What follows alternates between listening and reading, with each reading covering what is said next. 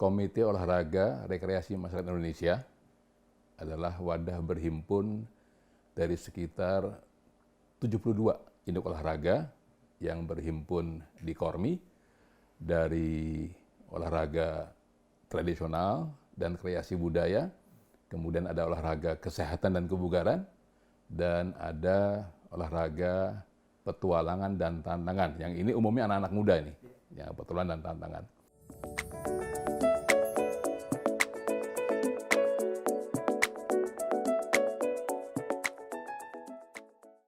Nah, oleh karena itu, kegiatan di pandemi ini memang pada awalnya berat bagi kita, karena kita terbiasa main di luar rumah, dan sekarang terpaksa kita mengikuti protokol kesehatan, dan tetapi kita tidak kehilangan ide, begitu ya. Sehingga banyak kegiatan yang memanfaatkan digital, memanfaatkan virtual, yang bisa dilakukan oleh olahraga masyarakat.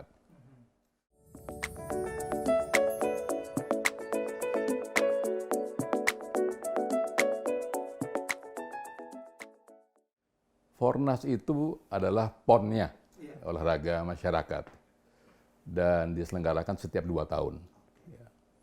Nah, semestinya tahun ini, tahun 2021 adalah penyelenggaraan Fornas ke-6 di kota Palembang. Namun karena pandemi, terpaksa kita undur ke tahun 2022. Namun, beberapa induk bersepakat membuat kegiatan pengganti ya selama terjadi pandemi di tahun 2021. Dan contohnya adalah Sport International Festival di Bali.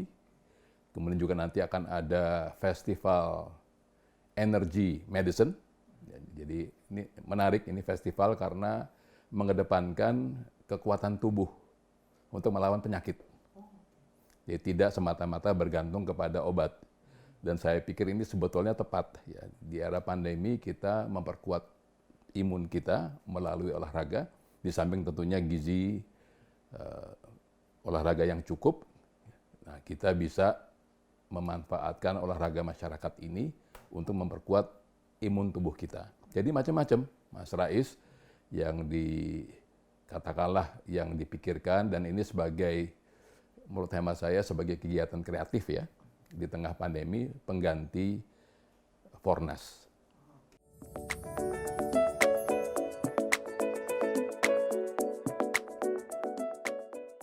Festival Energy Medicine umumnya pernafasan, ya, umumnya. Ya, karena kalau kita lihat di Indonesia ada senam yama, kemudian ada dari pencaksilat juga ada pengolahan tenaga dalam, yoga ya, juga berkembang dengan pesat, tai chi juga demikian. Jadi festival ini diikuti oleh induk-induk yang tadi saya sebutkan kegiatannya ya, untuk bersama-sama. Kalau tidak salah mereka berencana di Jogja, di Borobudur, melaksanakan kegiatan ini ya, Festival Energy Medicine di bulan Juli Agustus. Mudah-mudahan sudah tidak lagi pandemi, karena kalau tidak pandemi bisa mengundang negara-negara luar negeri untuk bisa ikut berpartisipasi ya, sekaligus kita mendukung kebangkitan pariwisata Indonesia.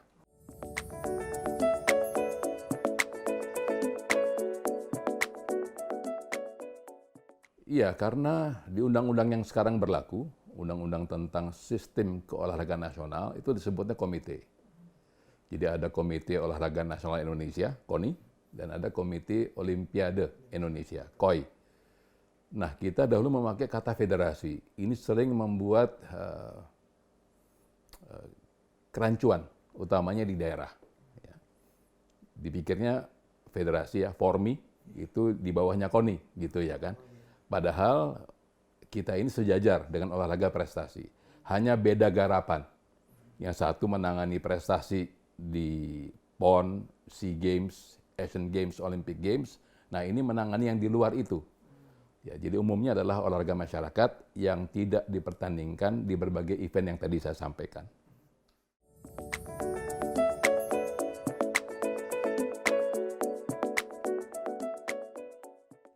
Ya, pertama-tama kita lebih suka disebut olahraga masyarakat.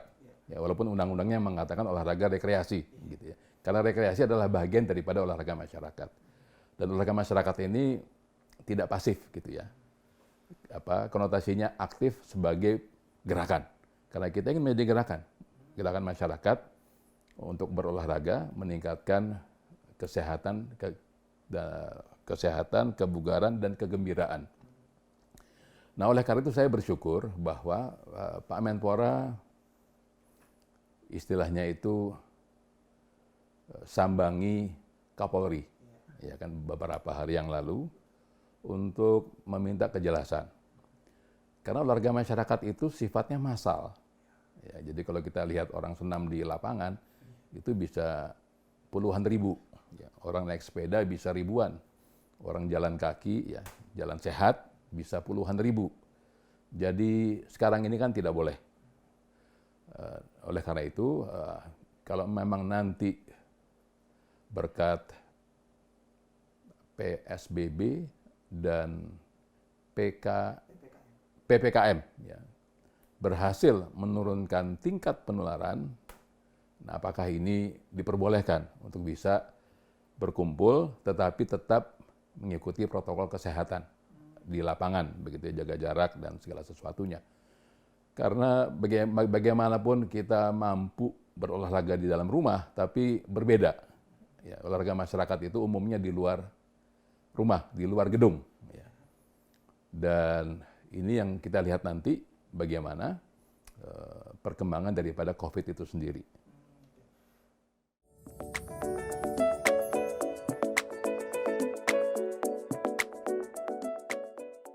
Iya, di Kormi Nasional itu ada bidang wisata olahraga dan bidang wisata kesehatan. Jadi kita pisahkan ya, wisata olahraga dan wisata kesehatan. Tadi yang kita katakan Festival Energy Medicine itu wisata kesehatan. Tapi kalau wisata olahraga itu seperti Sport International Festival di Bali yang kita rencanakan di bulan November tahun ini. Jadi tentunya kita sangat gembira di mana Kemenparekraf ini memiliki program yang mengkaitkan olahraga. Jadi kita sangat mendukung pemikiran Pak Menteri, Pak Sandiaga Uno, untuk katakanlah menyebarluaskan wisata olahraga. Dan Kormi siap bekerja sama dengan Kemenparekraf untuk wisata olahraga itu. Ya kan?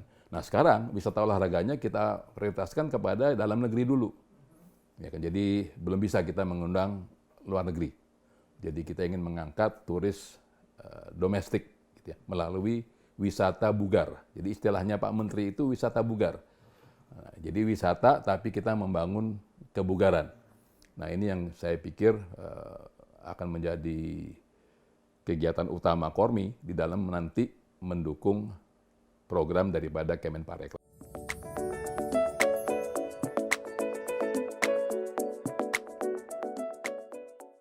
Ya, jadi yang dari 5M itu, M pertama adalah mudah, ya, kemudian murah, massal, menarik, dan manfaat. Nah, jadi kita ini mudah. Ya. Pada prinsipnya berhimpun di Kormi, baik di tingkat nasional, provinsi, kabupaten, dan kota, itu Kormi tidak boleh menolak. Jadi kita harus menerima siapapun ya, komunitas, ya kalau kita bicara di tingkat kabupaten kota, itu sanggar, klub, sasana, itu di tingkat kabupaten kota. Nah, sudah naik ke provinsi, nah itu sudah mulai terlihat ada perwakilan organisasinya di tingkat kabupaten dan kota. Di tingkat nasional, minimum itu harus ada 8 perwakilan di tingkat provinsi. Baru secara resmi menjadi anggota, di samping memenuhi persyaratan yang lain. Jadi kita terima sebagai anggota sementara sambil induk ini melengkapi. Dan kalau di KONI tidak boleh ya kan, satu cabang olahraga ditangani oleh 2, 3, 5 induk olahraga. Di Kormi tidak ada masalah. Jadi kayak Tai Chi itu ada 5 induk, Airsoft Gun ada 3 induk, ya kan. Cheerleading ada 2 induk. Yang penting pada saat kita di Kormi, kita tidak mengembangkan perbedaan, apalagi permusuhan. Tapi kalau di luar Kormi, terserah masing-masing, mau saling gugat di pengadilan, silakan. Ya kan? Tetapi kalau di Kormi, tidak. Kita minta mereka melupakan dulu ya perbedaannya. Karena ada yang saling gugat di pengadilan. Tapi di Kormi mereka sama-sama ada dan saling menghormati dan saling menghargai. Walaupun ada perbedaan di antara mereka. Karate tradisional ada 2, ya. Pencaksilat banyak sekali ya, yang berhimpun di Kormi. Kalau Fornas itu berarti yang diundang yang mana, Pak? Di Fornas itu yang diundang anggota, itu prioritasnya kepada anggota penuh. Nah, prioritas kedua adalah kepada anggota sementara. Ya, karena anggota sementara ini punya, kayak contohnya bowling. Ya, bowling itu baru bergabung, dia kan ada di KONI. Oh iya, Ya. bowling bukan masuk prestasi. Sekarang mereka bergabung di Rekreasi. olahraga masyarakat. Tapi mereka minta kepada saya, minta waktu karena mereka harus mengubah anggaran dasarnya dulu. Iya. Ya, karena anggaran dasar mereka itu mengarah kepada prestasi. Padahal mereka sangat sadar bahwa kalau ingin menambah atlet bowling, harus ada pemain bowling yang lebih banyak. Ya, jadi itu di mana adanya? Ya ada di masyarakat, ada di keluarga. Ya kan? Karena kalau prestasi itu kan apa ya? Itu kan orang-orang yang punya talenta yang jumlahnya tidak banyak. Yang banyak kan itu yang ada di masyarakat. Nanti dari masyarakat ini yang punya talenta dan kita harapkan kondisi fisiknya itu bugar dari sejak anak-anak, itu nanti bisa menjadi atlet yang handal. Jadi kalau di olahraga masyarakat itu, Mas Rais, yang jadi atlet itu nggak sampai 2%. 98% itu jadi dokter, jadi pegawai negeri, ya kan, jadi pengusaha, jadi jadi pengemudi Grab, ya kan, macam-macam profesinya. Tapi mereka tidak ingin jadi atlet.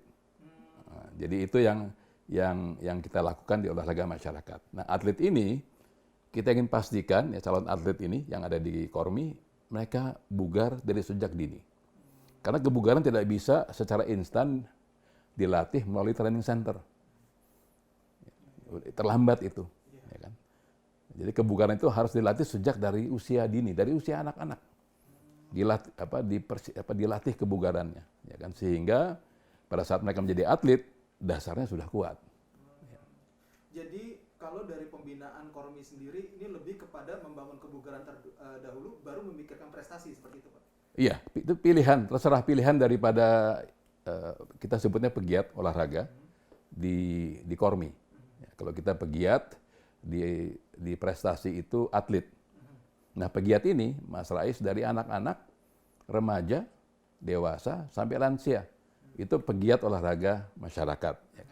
Nah, kalau kita bicara, betul Mas Rais tadi mengatakan, nanti pada saat mereka sudah berolahraga secara teratur, ya terukur di olahraga masyarakat, mereka nanti bisa pilih. Mau jadi apa, terserah mereka. Tapi tentunya harapan kita, pemantau prestasi, ya, dari olahraga prestasi bisa melihat. Ya, nanti dipantau, ya kan, oh ini anak ini punya talenta. Dilatih secara khusus oleh olahraga prestasi. Itu bukan lagi urusannya olahraga masyarakat.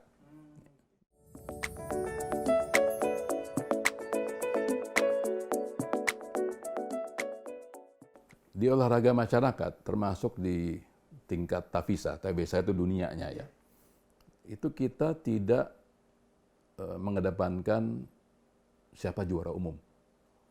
Jadi perolehan medali itu urutan nomor 3, nomor 4.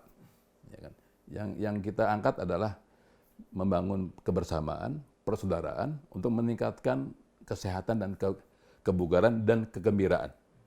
Tidak hanya di tingkat Indonesia, tapi juga di tingkat dunia melalui kegiatan Tavisa. Jadi ada memang perlombaannya, tapi lebih diutamakan itu festival, ngumpul, ya kan, saling memperkenalkan diri. Jadi kalau kita ke Tavisa, itu bisa kakek, nenek, bapak, ibu, anak cucu bersama-sama. Ya, cucunya tertarik dengan BMX, ya kakeknya ikut senam Tai Chi, ya kan. Bapak ibunya ya ikut kegiatan-kegiatan yang cocok dengan umurnya. Ya, jadi ini sebetulnya yang kita angkat di kegiatan olahraga masyarakat, baik di tingkat nasional maupun tingkat dunia. Nah, oleh karena itu, tidak salah tadi kalau Kemenparekraf mengundang olahraga masyarakat. Karena ini kan pergerakan manusia yang jumlahnya besar. Ya, kalau kita bicara pergerakan masyarakat, itulah tourism. Ya kan, nah sehingga pada saat kita menyelenggarakan kegiatan Tavisa atau Fornas, sudah pasti akan menyentuh tourism yang ada di daerah di mana Tavisa atau Fornas itu diselenggarakan. Jadi lebih santai, lebih rileks, ya kan. Memang ada perlombaan e-sport, ada perlombaan parkour, ya, tapi kesemuanya itu dibungkus dalam tingkat persaudaraan dan tentunya tidak menghilangkan aspek kompetisinya. Karena di dalam olahraga kita membangun mental juara. Nah, mental juara ini diasah melalui kompetisi. Tidak boleh ada kata menyerah begitu ya. Selama kita bisa berusaha dan mengalahkan lawan itu bukan suatu hal yang merendahkan lawan. Mengalahkan lawan karena kita memang lebih baik. Tapi jangan lupa tahun depan kita bisa kalah sama yang kita kalahkan hari ini. Jadi saling menghormati dan saling menghargai itu penting.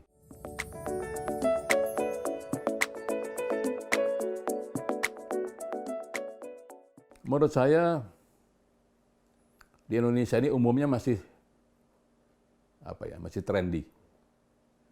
Jadi bukan suatu kebutuhan, tapi karena gaya, karena tren. Ya, lagi tren sepeda, naik sepeda semuanya ya kan. Nanti tren apa lagi? Nah, tren ini umumnya tidak bertahan lama. Ya, karena itu bukan sesuatu yang dianggap kebutuhan primer. Nah, kita di Kormi berusaha bersama induk-induk olahraga yang berhimpun di Kormi ini dijadikan budaya. Di samping itu, Mas Rais, indikatornya sangat jelas kita ini belum menjadi bangsa yang bugar. Sehat, ya. Bugar, jauh. Ya, kenapa? Ya, tadi di olahraga saja kita ambil contoh, umumnya kita kalah bukan karena soal teknis, karena stamina. Karena stamina yang kalah akibat tidak bugar. Kebugaran tidak dibina dari sejak usia dini, ya kan. Jadi kalau pemain anak-anak kita itu pintar, ya kita lihat pemain sepak bola ya kan, under di bawah 19 tahun, 20 tahun itu ya biasanya bagus-bagus. Tapi kalau sudah menjadi senior dia selalu kalah karena kalah stamina.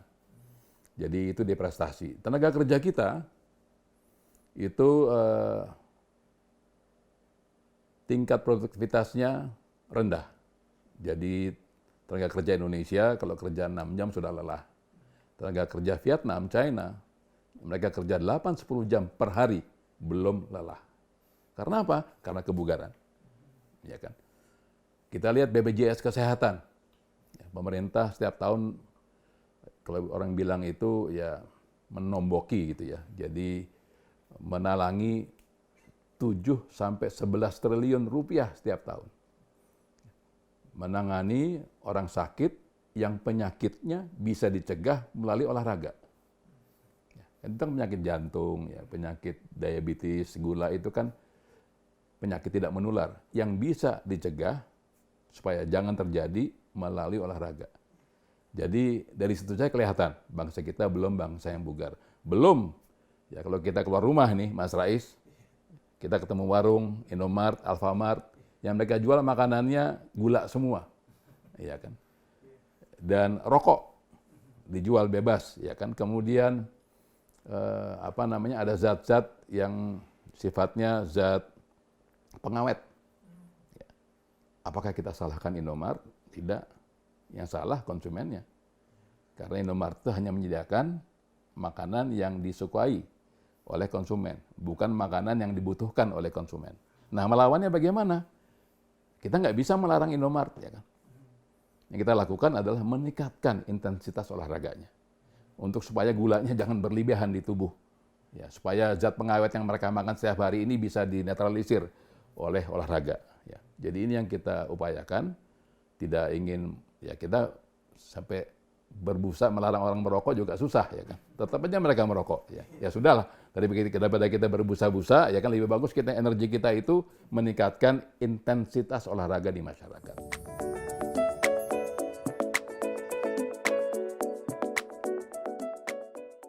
Di olahraga masyarakat ya, kalau saya lihat sudah mulai meningkat luar biasa tuh e-sport. Yaitu peningkatannya, lonjakannya luar biasa ya gitu. Karena ya di era industri 4.0 ya, itu kan sudah digital. Dan saya memang ada ini ya, ada pertentangan di dalam olahraga. Apakah e-sport ini olahraga atau bukan, begitu ya kan? Saya melihat sisi positifnya. E-sport ini adalah kegiatan yang kalau kita mau katakan sama dengan catur. Melatih otak untuk strategi. Nah, kalau melatih otak kan itu kan olahraga juga. Olahraga di dalam otak kita, mengolah ya kan. Kedua, untuk menjadi seorang juara di e-sport, tidak bisa badannya harus fit. Untuk fit, dia harus olahraga. Ya kan? Dia duduk berjam-jam bertanding. Kalau badannya tidak bugar, nggak mungkin dia bisa punya peluang untuk menang. Yang ketiga, di e-sport ini mencegah anak-anak muda kita untuk narkoba, untuk tawuran, itu bisa dicegah melalui e-sport. Jadi saya lihat sisi positifnya. Ya, maka itu kita di Kormi sangat mendukung e-sport dan kita katakan ini adalah olahraga yang yang sama saja dengan catur. Catur kan juga duduk ya, tapi itu juga dipertandingkan di olahraga prestasi. Pak, ada yang di Kormi, ada yang di bawah KONI, itu tidak masalah Pak? Contoh e-sport sekarang kan sudah ada PBSI juga gitu Pak. Jadi di kita itu yang awalnya itu namanya IESPA, itu e-sport. Pertama kali dia berhimpun di Formi waktu itu, dan sekarang dia sudah menjadi anggota KOI. Sayangnya dia belum diterima di KONI. Ya, di KONI sudah ada PBSI. Jadi ini juga ya masalah ya, tetapi kita tidak ikut campur. Ini masalahnya KOI dan KONI. Ya, anggota kita, IESPA ada di KOI. Ya kan. Yang satu lagi PBSI bukan anggota kita, dia ada di KONI. Ya selesaikan yang baik aja lah. Bagaimana caranya? Karena di KONI kan tidak boleh ada dua induk yang menangani cabang olahraga yang sama.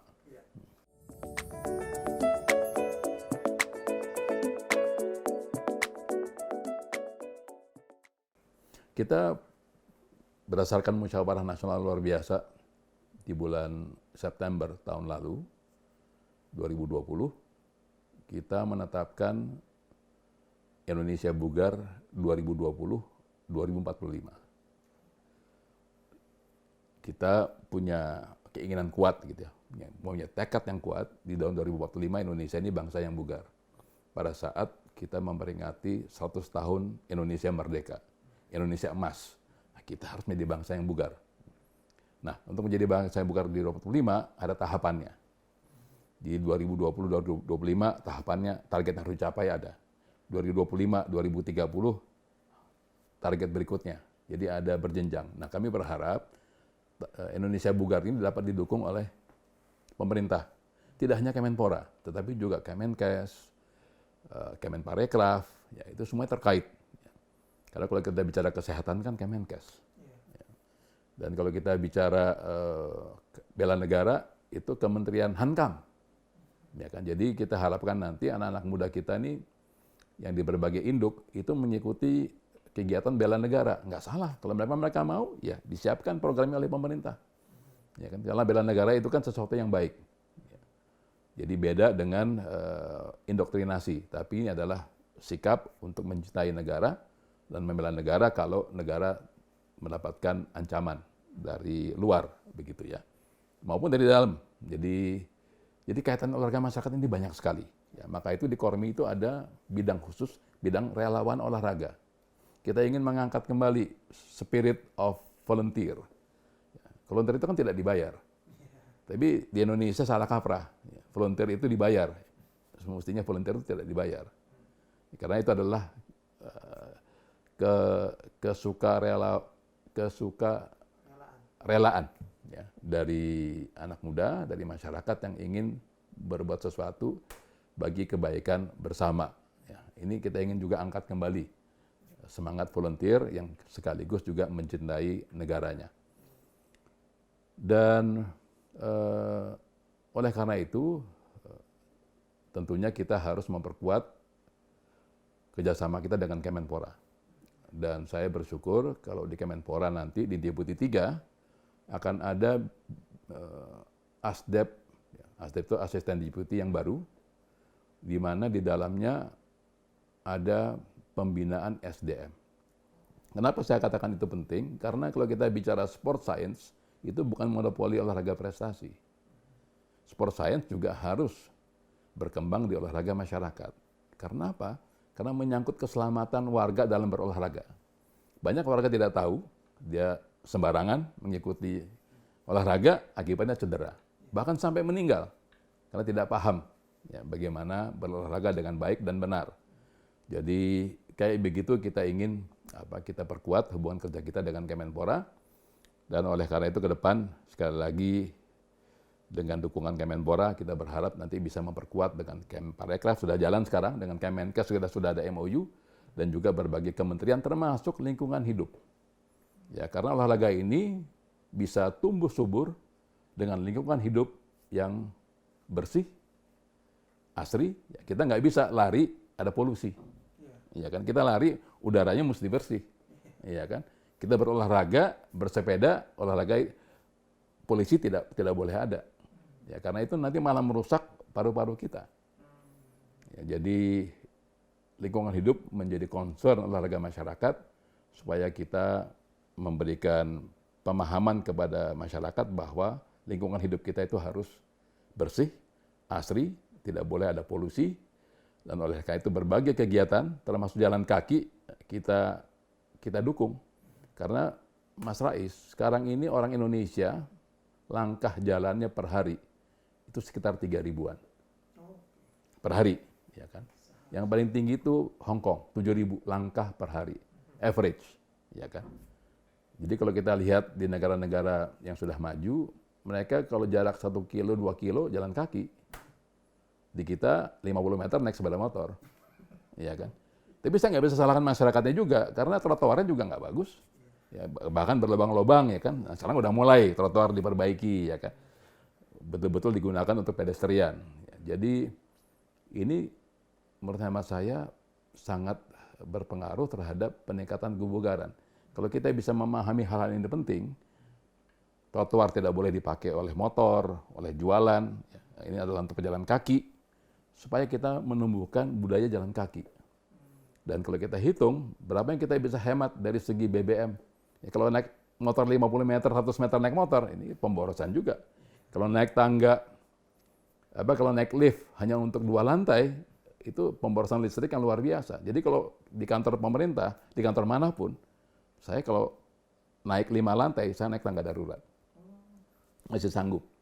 Tapi sering saya lihat anak-anak muda, 1-2 lantai naik lift. Jadi bagaimana mau bugar, begitu ya kan? Dan kita lupa dengan kita tidak naik lift, berapa penghematan listrik yang kita lakukan setiap hari. Rata-rata harusnya berapa langkah, Pak? Apanya? Kalau kita untuk bisa menjaga standar bugarnya lagi. Langkah ya, kalau dari segi langkah. Ya, saya gembira Pak Menpora ini sekarang secara teratur ingin mencapai average 7.000 langkah. Ya, itu yang paling ideal. Ya. Itu yang paling ideal.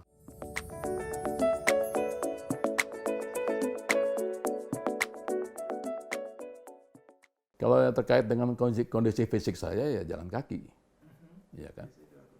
Sejak sejak pandemi ini saya sudah berhenti main golf, ya karena di lapangan golf juga terjadi penularan, ya kan. Yang paling baik jalan kaki, ya, di sekitar rumah. Ya. Sekali-sekali saya ke GBK, tapi kalau GBK sudah terlalu padat, saya nggak bisa. GBK ini kadang-kadang padatnya juga luar biasa.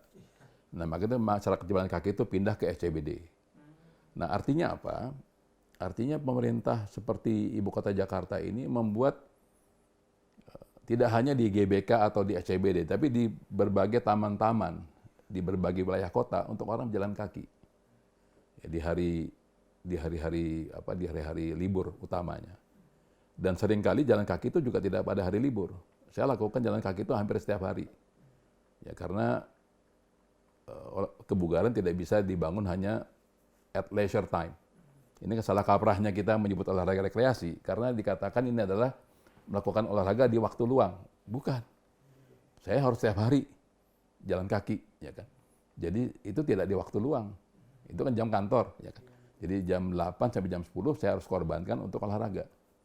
Nah, mungkin yang di pabrik bisa olahraga di pabrik. Iya kan? Jadi maka itu saya katakan jangan disebut rekreasi.